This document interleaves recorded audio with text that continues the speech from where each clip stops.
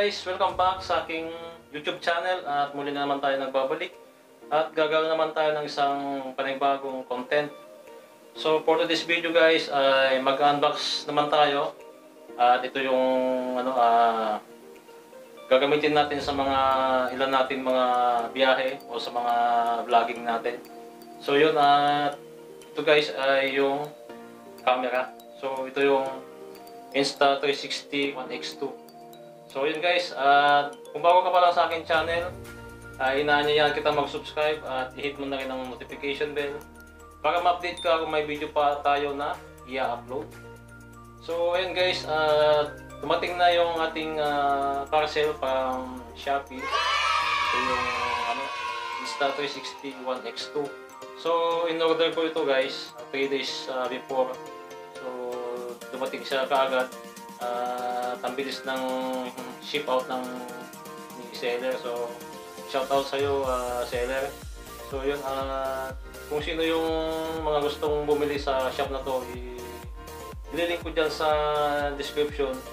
At legit na legit tong shop na to dahil marami na rin akong nabili dito ng mga accessory sa ating camera.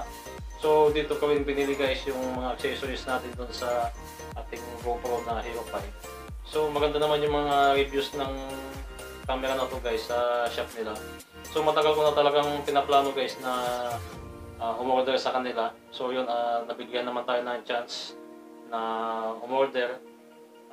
Yun nga, salamat din sa dalawang tao na nag-sponsor ng kalahati ng price nito sa Shopee. Uy, sana all! So yun, hindi ko nababanggitin yung kanilang pangalan. So salamat sa inyong dalawa. Napagbigyan nyo yung aking request. Natulungan ako para mabili ko tong camera na to. Yun nga, dumating na siya. So mamaya guys, babanggitin ko din yung presyo ng camera na to sa bandang dulo ng aking video. So abangan nyo guys hanggang dulo. So bali na-unbox ko na siya guys. Kasi nga, siyempre, camera to at may kamahalan din yung price. Kaya pagdating ng parcel natin guys is binuksan ko siya kaagad para ma-test kung okay nga yung pinadala. So far so good naman guys, is okay naman siya. At wala naman akong napansin na mga epekto o ano man na unusual sa camera. So nagamit ko na rin siya ng mga 2 to 3 times siguro, mga ganyan.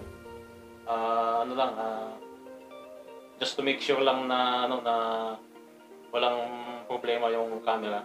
So yun, ginamit ko siya ng 3 days na madalas. So yun, at ko na rin, pinag-aralan ko na rin guys kung paano yung mga editing technique niya. So marami talaga siyang pasikot-sikot at maraming magagawa tong camera na to. So bibigyan ko din kayo ng mga naging footage ko na dito sa camera na to. So yan, naka-upload na rin kasi guys yung iba sa aking Facebook page. So yun guys, kung sino pa yung mga hindi nakapalo sa aking Facebook page, paki-follow na rin guys at naka-link naman dyan sa description box yung ating link. So yun guys, umpisa na natin ng pag-unbox. So bali na-unbox ko na siya. So pangalawang unboxing na to. Para makita nyo rin guys yung kung ano yung mga laman ng nasa loob ng box na to. So yun, bubuksan natin siya. Bali, tingnan muna natin pala yung yung labas niya. So yun, may mga yun, ipa-plus ko na lang dyan sa screen guys yung kanyang mga specs.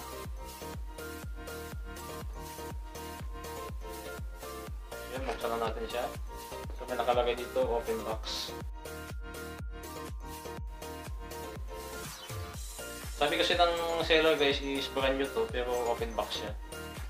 Hindi ko alam kung anong ibig sabihin niya. Pero parang na-open box na siya. Pero ito kasi guys, may pa to eh. May plastic pa to. Hindi ko na kasi naitapan ko na kasi yung plastic niya. So I think brand new naman to.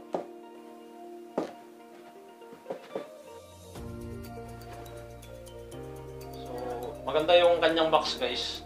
Matibay siya. So talagang matigas siya, para siyang plywood.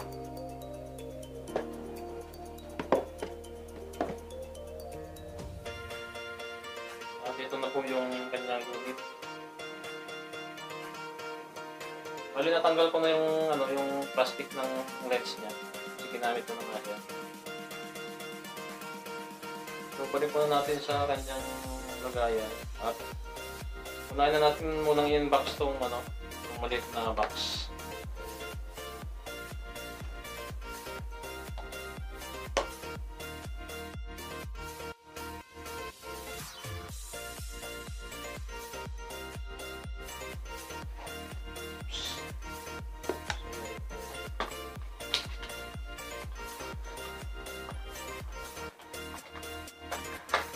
So guys, ito yung cable niya, yung charging cable niya na Type-C. Tapos mayroon din siyang kasamang pouch. Buksan na natin siya. So yun guys, mayroon siyang pouch. May nakalagay na Insta360. Maganda tong pouch niya guys. Medyo makapal siya, parang foam. Para hindi makaskasan yung lens niya. At para pag bumagsak, hindi siya direktang madadamage yung camera natin. So ito, nagamit ko na rin to. Tapos yung iba guys, mga paperworks na lang to mga to. Mga quick start guide. Tapos yung warranty card, meron siyang warranty card guys. Tapos meron din siyang pamunas. Ayan. Tapos meron siyang sticker guys. May sticker siya. So yun lang naman ng box. Balik muna natin siya. Walang kanan.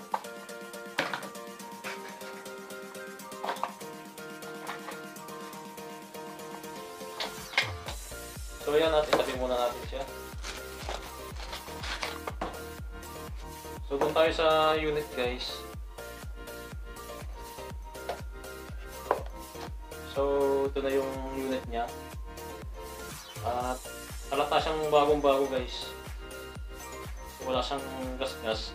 So medyo may yan guys. May mga tawag ito. Yung makakanang kamay. Kaya ginamit ko na siya. Tapos buksan muna natin yung battery.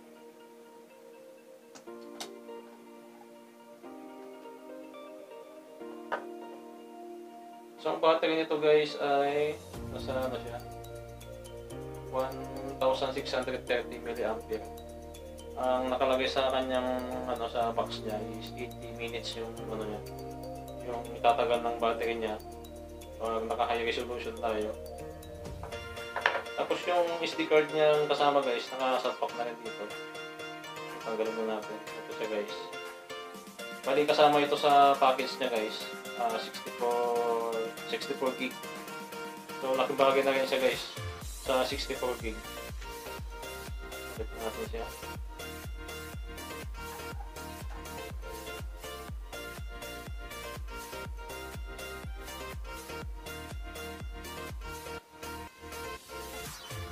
So bali guys, hindi ko na siya i-on kasi nga na-testing ko naman na siya na gumagana siya.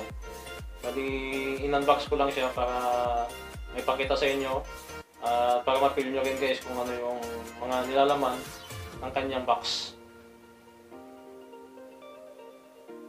So ayan, makakatulong to guys sa mga natin, sa mga vlogs natin, sa mga travel vlogs natin.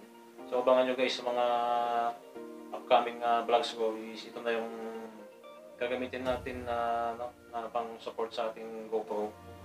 So gagamitin ko lang siguro ito guys sa mga magagandang lugar. So yun, marami ring features to guys. Kaya abang-abangan nyo guys yung mga upcoming uploads ko. At lahat ng features nito guys is gagawin natin at i-upload natin sa ating channel. So yan. balik na natin siya. So, ang ano lang pala nito guys, kailangan talaga na ingatan to na huwag siyang bumagsak. Kasi pag itong lens ang na-damage, sa pagkakalam ko nasa ano to, nasa 10K daw yung ano, yung lens pag nabasag. So, wag naman sanang ano mangyayari sa in the future na ano na mabagsak natin. So, kaya pumili din ako ng mga ano niyan, yung mga protective gears niya. So, yun in-order ko na rin siya. At yun iba't ibang shop ko siya binili dahil nga yung shop na pinagbilang ko nito is out of stock yung ibang accessories nila. Kaya doon ako sa ibang shop bumili. So, overseas seller. At yung ibang kasama niya guys, ito, hindi ko alam kung para sa to, para sa lens daw to, pang ano, para meron siyang ano, pang buga. Tapos hindi ko alam kung anong mga gamit itong ano to, para siyang pentel pen. Tapos meron din siyang pamunas. So ito yung kasama. Tapos meron na rin siyang kasamang ano guys, ang tawag dito, tripod. Ano lang siya, maliit, yung Lansi na tripod. So ito yung kasama sa package niya guys, kasama na yung SD card niya. So yan lang. So yun, ano pa nga ba ang dadagdag natin? So yun guys, buksan natin tong ano, tong isa, yung kasama niyang tripod.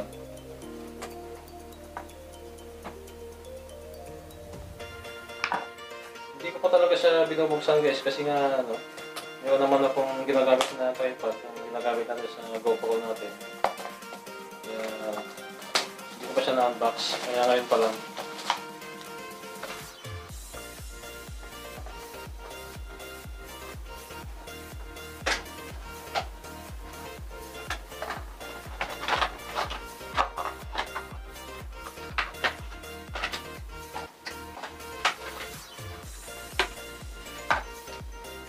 So yan, ito siya guys. Maganda siya. Kasi yung Lansi naman tong ano niya.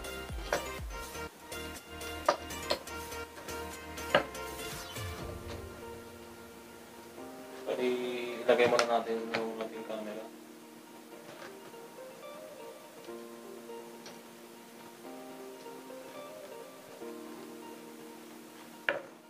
So yan siya guys.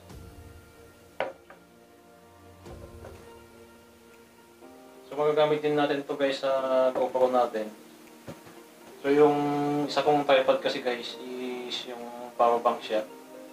So magagamit din natin ito guys sa mga vlogs natin. So ayan siya. Bali abangan nyo rin guys yung ano, yung mga accessories na in-order ko from Shopee para dito. Siguro by tomorrow or next day is darating na siya. I-unbox din natin siya at kasi kailangan natin guys na ano, kahit mahal yung mga accessories niya, kailangan din talaga natin siyang ibilhan. Kasi mas mahal kasi pag yung mismong camera guys ang nasira. Kaya sa akin, kahit di bale ng mahal yung mga accessories niya, basta yung protection ng camera is importante. Kaya kahit mahal, talagang ano, ginastusan ko siya. So hindi ko alam kung ano yung mga iba pang kailangan. So sa ngayon guys is ang pinaka-importante is yung ano, yung kanyang selfie stick, tapos yung kanyang lens guard, tapos yung screen protector niya, tapos yung tawag ito, yung case niya. So yun, umorder ako ng case niya, yung alam ko yung Lansi din yung order ko eh. Yung ano siya, yung aluminum siya guys. So mas maganda kasi siyang tignan pagka may ganun. Just in case na mahulog o mabagsak, hindi siya ganun ka magasgasan yung body niya. Tapos meron tayong binili yung lens guard para dito. So yun, yun lang yung muna yung accessories na mabibili natin. So siguro guys, in the future guys is bibili din tayo ng kanyang extra battery. Tapos siguro yun lang guys muna. Tabang-abangan nyo lang guys yung mga upcoming uploads natin. Gamit ang Insta360 One X2. Yun, gaya ng sinabi ko kanina, ibabangkitin ko kung magkano ko siya nabili sa Shopee. Bali guys, mayroon kasi akong credit sa Shopee. Kaya kinuha ko lang siya ng hulugan for 1 year. Tapos, ang presyo pala nito guys is nasa 19K. Tapos, may voucher siya na gamit ko, kaya naging 18K na lang siya. Pero kung i-compute natin yung buong isang taon niya, isa-abot din siya ng 25 to 26K. So, ganun yung ano niya guys, yung price niya. Pero kung bibili mo to kasi guys sa mga shop o sa mga legit na shop dito sa mga sa mall, sa SM, is nag-range din siya ng 26K at wala pa siyang kasamang mga freebies. Kaya yun, okay naman yung shop na inorderan natin guys. At ito nga, luckily guys is good yung unit nila at walang problema. So yun, pa 1 week na yun siya sa akin na ginagamit. So yun, yung ibang uploads ko guys, i-upload ko na rin kasama ng video na to. At para makita nyo rin yung nagagawa ng camera na to. So maganda to sa mga vlogger na katulad ko. So ako guys ay masaya akong gumawa ng content na alam ko na para sa akin, masaya na ako na makagawa ng content kahit na walang ganong nanonood. So yun, sana guys i-supportan nyo yung channel ko. At marami pa tayong may uploads o gagawin na mga vlogs, travel vlogs, kung ano-anong klaseng vlogs basta may kinalaman sa motor. So yun, motovlogging. Tapos may tutorial din tayo about sa ating motor. So yun, nag-unbox at nag-review tayo ng mga binibili natin sa Shopee. So yun, yun lang guys, at maraming salamat. Kung nakakating ka sa part na to, ay inaanyayahan kitang mag-subscribe at i-hit mo na rin ang notification bell para updated ka kung may video pa tayo na i-upload. At maraming salamat sa mga ibang supporters natin na walang sawa na nanonood at nagpo-comment sa ating mga video na ginagawa. Yun nga, isa-shoutout ko na rin si Ripsol Solo Rides. So yan ang masugid ko na taga-suporta at kasama nating vlogger din. So yun lang muna guys yung isa-shoutout ko, at hindi ko kasi inilista yung mga isa-shoutout natin at nakakalimutan ko talaga mag-shoutout. So yun, naalala ko lang yung natin, yung masugid natin na taga-suporta. So yan, kung sino rin yung mga gusto mag-follow o mag-subscribe sa kanyang channel, andyan, ililink ko din yung kanyang link. Tapos si Titular RS, so shoutout din sa iyo idol. Kasama ko din yan na vlogger at kasama ko sa trabaho. So yan, na-encourage natin siya na maging vlogger din katulad natin. So yun, wala sa plano, bigla na lang siya naging vlogger. Kasi nga, nung binenta ko sa kanya yung GoPro ko, is doon na rin siya nagkaroon ng interest at nudyokan ko din siya nagmawa ng mga content niya. So yun, wala pa siyang malinaw na content, so motor lang muna. So yun, yun lang muna guys ang shoutout natin ngayon. Kahit yun nga, nagpaalam na tayo kanina. So ayun, ang dami ko sinasabi. So yun, paalam na guys, ride safe sa inyong lahat at God bless.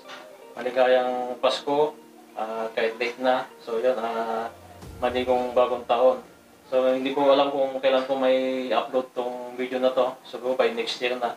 So yun, binabati ko na kayo ng maligayang Pasko at maligong bagong taon. So yun guys, paalam sa inyo. Salamat!